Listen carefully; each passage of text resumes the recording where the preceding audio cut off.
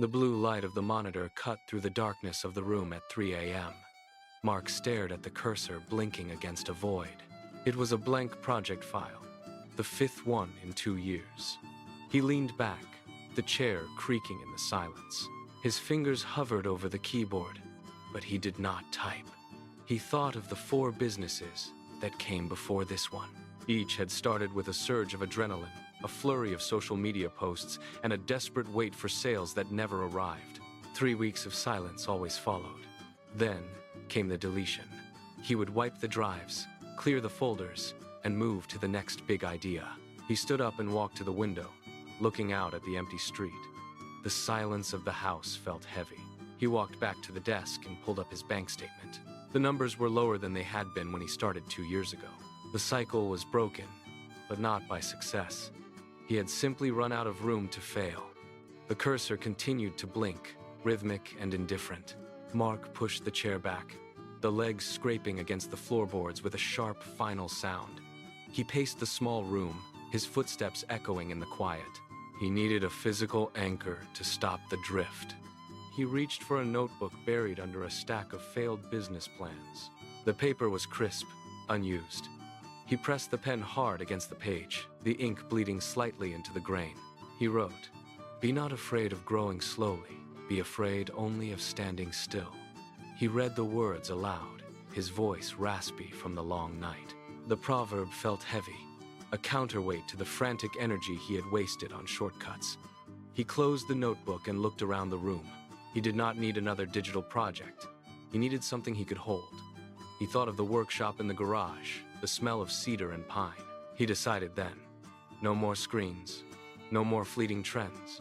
He would build chairs. He would learn the grain. He would master the joinery. He walked to the door, his movements no longer hurried but measured. The decision settled in his chest, cold and solid. The workshop smelled of sharp, dry cedar and old oil.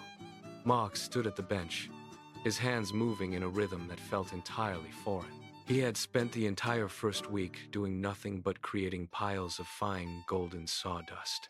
He held a single piece of oak, his thumb tracing the grain, feeling for imperfections that his eyes could not yet see. He spent hours sanding the same edge, over and over, until the wood felt like silk under his palm. He checked his phone, expecting the familiar ping of a notification, but the screen was dark. He had posted photos of his progress, but no one liked them. No one commented. The silence from the outside world was deafening. He felt the familiar, cold itch in his chest, the urge to delete everything, to pivot, to open a dropshipping store and chase a faster result. He looked at the pile of sawdust on the floor, a week of work reduced to debris. He gripped the sandpaper tighter, his knuckles turning white. He did not put the wood down. He pressed his palm against the oak and began to sand again. The second week demanded more than just patience. It demanded precision. Mark moved from sanding to joinery, his hands struggling to align the wood at perfect right angles. The chisel slipped, then bit too deep, then finally caught the grain just right. By the 4th day, the skin on his palms had hardened, then cracked, then formed raw, stinging blisters. He did not bandage them. He wrapped them in tape and kept the pressure steady. Every joint he cut felt like a failure of geometry, the pieces refusing to sit flush.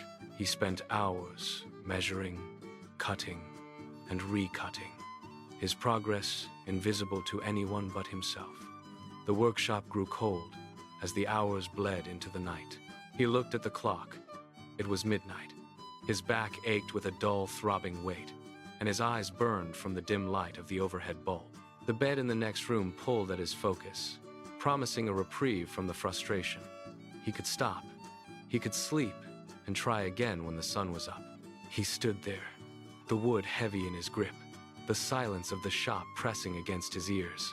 He looked at the unfinished edge, the rough fibers still catching the light. He did not put the tools away.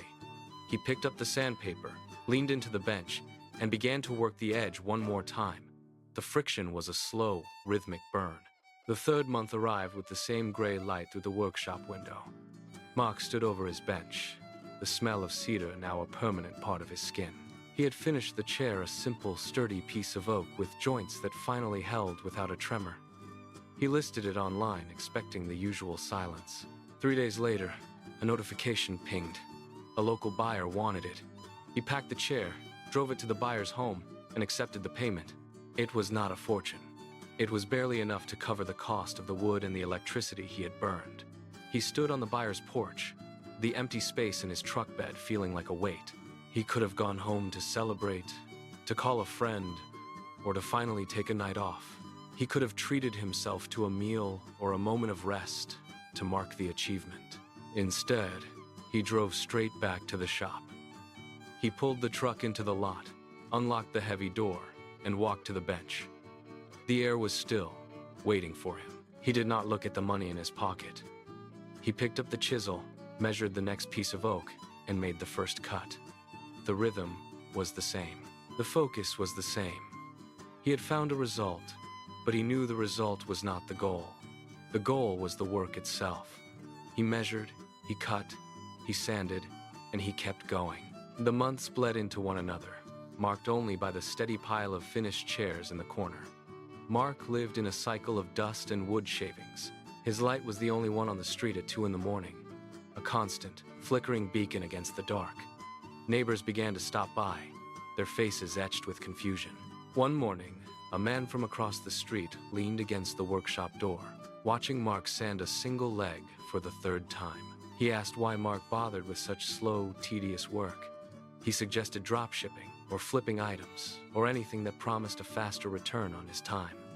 Mark did not look up. He felt the grain of the wood beneath his thumb, smooth and consistent. He knew the neighbor was right by any conventional measure of success. The pressure to justify his time mounted, a heavy, suffocating weight that sat in the room with him. He could have explained the value of the craft. Instead, he simply kept the sandpaper moving. He ignored the question, ignored the doubt, and ignored the urge to defend his choices. He turned his back to the door, focused the light on the wood, and continued the work. The neighbor eventually walked away, shaking his head at the wasted hours. Mark did not notice. He was already measuring the next piece, his hands steady, his mind fixed on the wood. The shop door creaked open, a sound so rare it made Mark stop his sanding mid-stroke. He did not look up immediately, his focus still tethered to the grain of the oak. Then, the scent of fresh air cut through the heavy smell of cedar. A woman stepped into the circle of light. She did not speak. She walked to the corner where the chairs were stacked, a small tower of finished work. She ran her hand over the back of the top chair, feeling the joinery, testing the weight. She moved to the next, then the next, her silence more intense than the noise of the street outside. Mark stood by his bench, his hands still covered in fine dust, his heart beating a steady, rhythmic pace. She turned back to him, her eyes scanning the room, then landing on the stack. She pulled a document from her bag and laid it on the workbench. It was a contract for 50 pieces. She asked if he could handle the volume, her voice calm and professional. Mark looked at the paper, then at the stack of chairs, then back at the woman. The year of silence, the nights of doubt, the endless sanding, it all coalesced into this single, solid moment. He did not hesitate. He picked up his pen, his grip firm, and signed the paper. The deal was struck, not with a celebration, but with a quiet, deliberate nod. The mountain had finally been carved. The shop door closed, leaving the silence behind once more. Mark stood alone in the center of his workspace. He looked down at his hands. The skin was thick, mapped with small scars and permanent dust, his knuckles swollen from months of repetitive force. He flexed his fingers, feeling the strength in the tendons. These were not the hands of a man who chased trends. They were the hands of a man who had stayed in one place until the world came to him. He realized then that the river had finally carved the mountain, not through a single flood, but through the patient, unyielding pressure of every single day. The panic that once drove him to delete files felt like a memory. He understood now that the secret was not in the idea, but in the refusal to stop. He had spent a year building a foundation out of sawdust and sweat. He reached for his chisel, the weight of the tool familiar and balanced in his palm. The cycle of consistency was no longer a chore. It was his architecture. He pulled a fresh piece of oak onto the bench, set his stance, and began the first cut of the next chair. The chisel bit into the wood with a clean, rhythmic sound. Mark worked until the light outside the window shifted from twilight to deep indigo. He did not rush the final edge. He sanded the surface until his fingertips felt the smooth, uniform grain, a texture he had spent a year learning to perfect. He set the tool down on the bench, the metal clinking against the wood, and wiped the fine dust from his palms. The shop was quiet. The stack of chairs stood in the corner, a testament to months of steady, unyielding labor. He walked to the main power switch, his movements slow and deliberate. He looked around the room one last time, noting the piles of shavings and the orderly rows of tools. He felt no urge to check his phone, no desire to look for the next big idea, and no anxiety about the future. He was exactly where he needed to be. He reached out and flipped the switch. The overhead light died, plunging the room into shadow, leaving only the faint glow of the street lamp filtering through the glass. He walked to the door, locked it with a firm click, and stepped out into the cool night air. He walked home, his stride steady, his mind clear. He lay down and closed his eyes, the weight of the day settling into his bones. His growth had been quiet, but it was undeniable. He had learned that success was not a sudden sprint, but the accumulation of every single day he chose not to stop. He fell into a deep, peaceful sleep, knowing the work would be there waiting for him in the morning.